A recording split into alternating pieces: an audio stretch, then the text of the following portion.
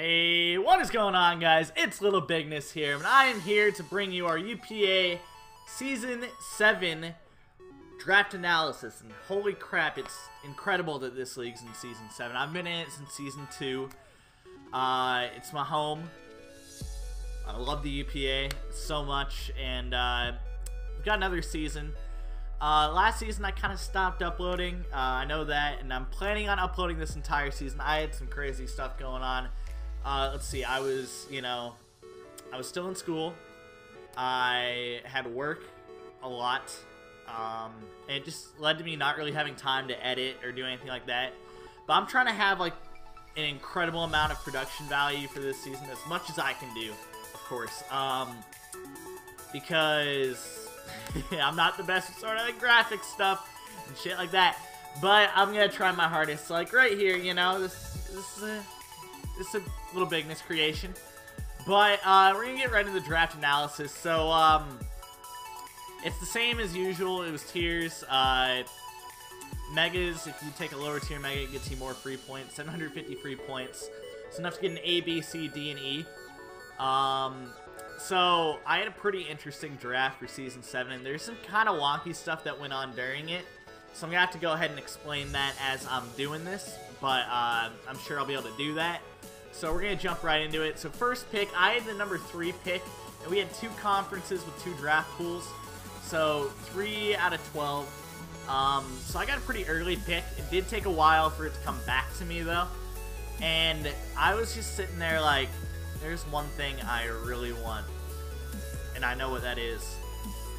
And I went ahead and snagged it. I got Scizors. And Scizors is incredible.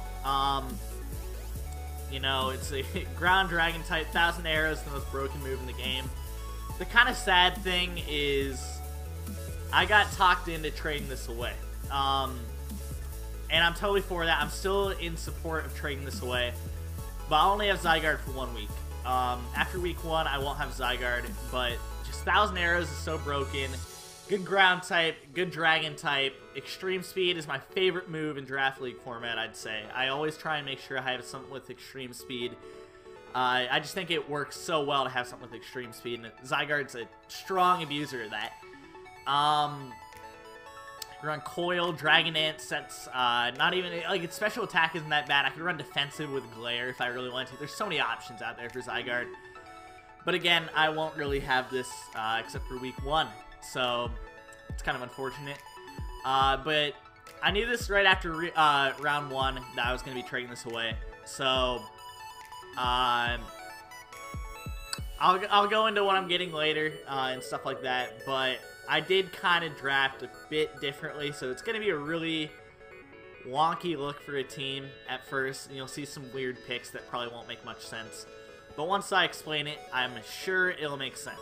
So, when it comes to the second pick, I saw something there that I really wanted to use. I didn't really like anything in the A tier to go ahead and get, or in the Megas. I kind of used a lot of stuff, so I was just like, let's go for what I really want. I thought it might be a bit of a reach in second round, but it turns out I did snipe my good friend Immortal Mint, so I'm happy about that. We got Reuniclus. We got my boy, Dr. Fetus. I've been wanting to use Reuniclus for so long, because as a lot of you know, Arcanine's my favorite Pokemon, but then, like, my next 2 favorites, it was Reuniclus at number 2 for the longest time, but Swellow started to edge that out just a little bit. I've started to find, like, a new love for Swellow. But Reuniclus is right up there. I love Reuniclus. It does so much. It's so bulky. It can set up on basically anything. It's got good abilities, Magic Guard and Regenerator. Even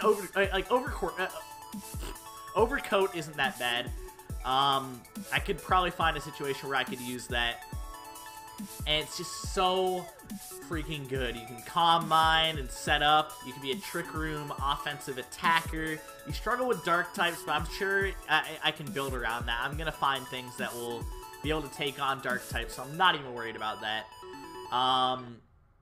There's so much that Reuniclus can do, and I'm just so excited to use it. I love my bulky Psychics, and Reuniclus is one of the best of them. So, next, I did want something to take on those dark types, and this is a new Pokemon in the B tier. It was in the A tier for the longest time, but it recently dropped down. So I figured I'd have to go ahead and take it because I really want to use it, and I think it'll be a lot of fun to use. So I went ahead and snagged Conkeldurr, and Conkeldurr is a monster. There's nothing more to be said about that. Conkeldurr, it can run Sheer Force, Guts, or Iron Fist. Any way about it, you know. It's a really good Assault Vest user, got great coverage, got good priority in Mach Punch. It is fairly slow, but that could tie into Reuniclus setting up a Trick Room, you know, there's stuff like that.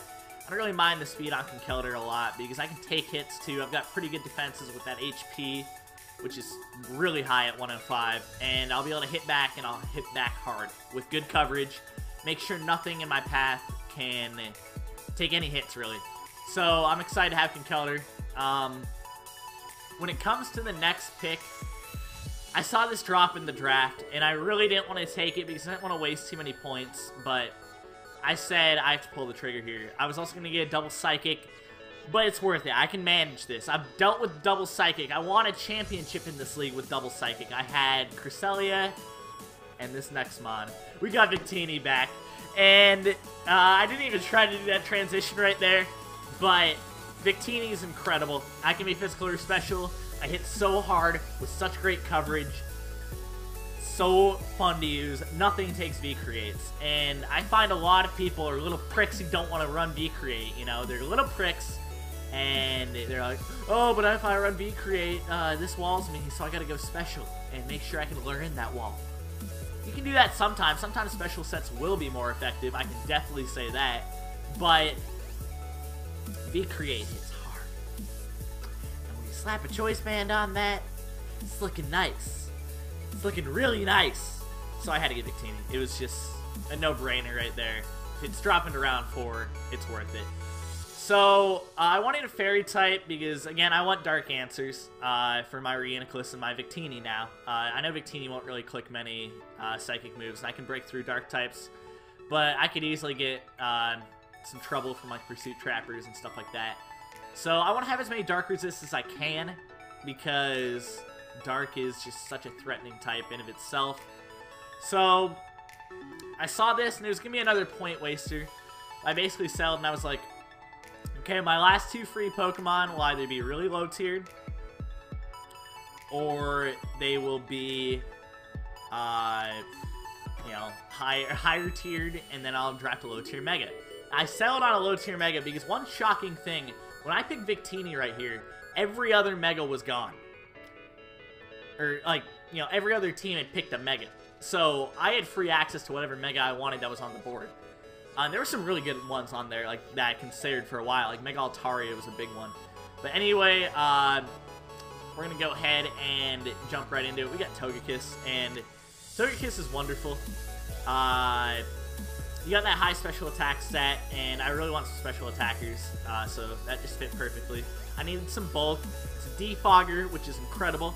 It's pretty good speed tier with base 80. I'm still relatively slow, though. I can be defensive on both sides. I've got really good coverage.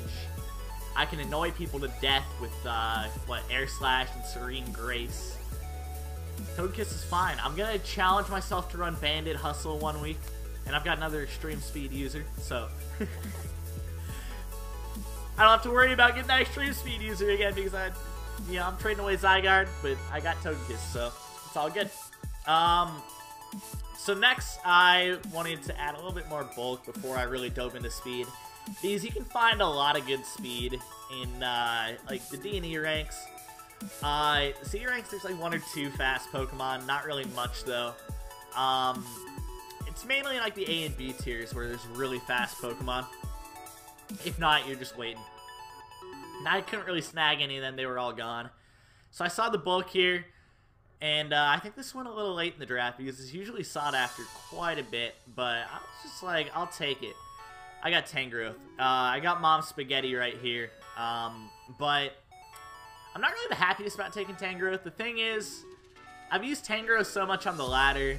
Now, I used it in the Grand Overseas Tournament when I was participating in that, and I've just used Tangrowth so much, like, it's whatever. But I did see another Poison type on there that I might have wanted, or that I really wanted, and it made me go away from drafting Amoonguss. I'm kind of sad about that too, because I think, you know, not having to rely on Assault Vest is really nice when you have Amoonguss, and you can always click Spore, which is incredible.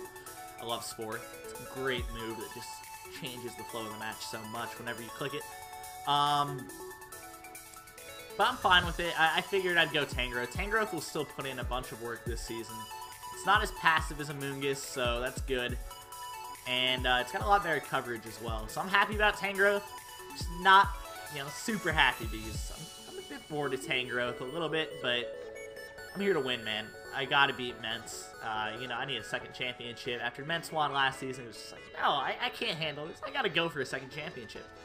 So, speaking of that poison type I saw, it's also a really fast Pokemon. So, that was a good bet. So I picked up Crobat. And Crobat is the man. I've really wanted to use Crobat in leagues for a long time because my good friend Survive has said this is one of his favorite Pokemon in leagues. And Crobat, I mean, there's no other way about it. I'm in the IPBL right now, and I have Wheezing. So that's just like a levitating flying, or levitating poison type. And if it's poison flying, it's kind of the same way to an extent. Because you're just immune to ground moves, which really helps as a poison type more than anything. It's crazy. Crobat's just got good supportive options. Fast Taunter, you know, Defogger. So I've got 2 Defoggers now, which is really nice. Click U-turn, Brave Bird, pretty standard stuff right there. It's got reliable recovery with Roost. It can be defensive and offensive. It gets pretty nifty moves like Super Fang, and it can also get special with Nasty Plot if I'm really feeling it. So I think Crobat's a really good pick. I'm gonna have a lot of fun using it this season. So when it comes to the next pick, I really need more bulk, and I needed bulky water. So I saw it, and I went for it, and never used it before. So it'll be interesting to use. I got Vaporeon. Vaporeon, while not really having the best defenses, that HP helps it so much. You've got the Wish Passing. I can Dry Baton Pass in this league. We are allowing Dry Baton Passing as well as Baton Passing Speed. But that'll make sure I don't lose momentum. I've got a Cleric now, so I've got Togekiss and Vaporeon to be Clerics, which is really nice. Just being able to Wish Pass, that could help with things like Conkeldurr. Just as an example. Wish Passing can always come in clutch. Gets moves like Roar, which is nice, so I can phase. So I'm happy with Vaporeon. I was looking at Jellicent when it came to a bulky water, but that got taken. But I didn't really mind it too much. I do get the water immunity with Water Absorb anyway, so that's fine. And I was already planning on grabbing a Ghost type, but you'll see that later. So when it comes to the next pick, I really wanted this Speed tier because I've got Victini and I've got Crobat. Now I've got a huge gap in between. So I really wanted the base 115 to kind of fill that gap. I'd want another between 100 and 115, but I'm not really worried about the blazing fast Pokemon. Getting like a 120, that's kind of weird. So at least getting 115 and something between 100 and 115 was good to me. I saw this, I needed a dark type, it worked out, should be fun to use. We got a Lowland Persian, and a Lowland Persian is actually really nice. I just looked at this thing more and more after I drafted it, and I was like, damn, this is good. I get access to Fur Coat and Technician. Fur Coat can help me be defensive, Technician can help me just use attacks and make them stronger. Persian can be physical or special, it can Nasty Plot up. Got really good speed, fast taunt, and most importantly, it's got Parting Shot. And Parting Shot is just an incredible move. Being able to lower the target's attack and special attack. So basically, whatever attacker's in front of you, you lower their attack, and you switch out, go into more defensive Mon, and it's nice. So, I mean, I've actually used Parting Shot before. Back in Season 3 of the UPA, actually, I used a Scarf Parting Shot Smeargle just for fun against Hasty Swampert, and put in so much work. It was just like going back and forth, clicking Parting Shot, and it just lowered the attacks of everything, helped my bulky Mons do so well, and I've got a lot of bulk on this team, so I thought it would work really well. So when it comes to the next pick, this is where it's going to get really wonky. You guys can be like, why would you pick this? You'll find out later. But I got Gigalith. Gigalith is actually a Pokemon I have used in the past. I used it when it was not Sandstream Pokemon, and I still really liked it. It was in the E-Rank. I like Sturdy as an ability on it. It's just a really reliable rock setter. It's got really high attack, too, which is actually something really surprising about that. While its defense is still high, I can run crazy stuff. Like, if I really wanted to, I can run an Assault Vest Gigalith. I can run a Choice Banded Gigalith. Put this thing in Trick Room. Explosion. Bam. Gigalith is just fun. I love this thing. And I'm still praying for it to get Roost someday. That's just the prayer I have. It got one buff, but it didn't get the buff I wanted. So, next, I saw an opportunity to get not only an electric type, but an electric type in the speed tier that I wanted, between 100 and 115. So, I snagged it. I got Manectric, and I've had Mega Manectric before in the GPC. And the thing about Manectric, it's really good coverage, but special attack is kind of low. I can run Scarf Respects, which would be really nice. And, you know, like, things like Steel types and Grass types don't really threaten Manectric too much because of Flamethrower. So run HP Ice to hit those ground types hard. And the other thing that Manectric gets, just that the base form can use, is Trick. I can trick a Choice Scarf or a Choice Specs, or anything I really wanted to, onto an opposing Pokemon, which is really nice. Also gets Lightning Rod, so I have an electric immunity. I'm kind of weak to electric. I mean, you guys know I'm trading Zygarde, and then what do I have to resist it? It's Tangrowth, and that's it. So I was like, yeah, I got it. So the final pick, after I get into kind of the post-draft stuff, this Mega was the one that I was eyeing from round 4. I mentioned, once I took Victini, all the other Megas for every team were taken. They couldn't take another Mega. So I had free reign to get this Mega, so I kind of knew this, which is really nice for the last round. Then you can just take everything else faster and not have to worry about your Mega getting taken. So it's a really interesting choice. I was able to use a lot of free points to get it, though, so I'm happy with it. I got Mega Bayonet. And the thing about Mega Bayonet, it got buffed in Gen 7 because the Mega buff. So I get Prankster first turn now. It's got really good Prankster moves. I've got Will-O-Wisp, Thunder Wave, Taunt, Cotton Guard. I've got just so much stuff like that. And I've also got Priority and Shadow Sneak and Sucker Punch. I've got a really high attack set. The only problem with that is I don't really have the highest base power moves. But just bringing Bayonet as a support Pokemon in of itself is going to be really nice. Having a Ghost type is so good. You get the Spin Blocker, you get all that. I've got Fighting immunity, I've got a normal immunity now, and I think I only had, you know, if it was normal fighting coverage, say I went against a Megalopi, I'd struggle a lot, but not really anymore after I get Mega Bayonet. I mean, it still gets scrappy, but I'll be able to Prankster Will-O-Wisp it, so combination normal and fighting just doesn't hit me as hard anymore, which is really nice. So now I'm going to kind of talk about the trade. I'm not going to really go into detail why this was being traded, but there was a really good reason for me to trade away Zygarde.